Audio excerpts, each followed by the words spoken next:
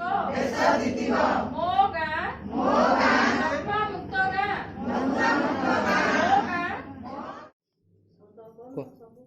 मो ना गीता बस्तिया मो गाँ पाल्यामा ग्राम मो कालिया एसएचजी गोटे सदस्य मु आज ये जो टीवी कार्यक्रम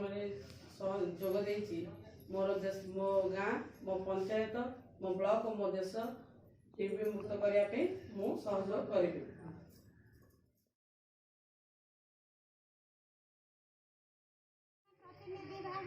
मु जने जनप्रतिनिधि भाव में मुक्त गाँ दायित्ववान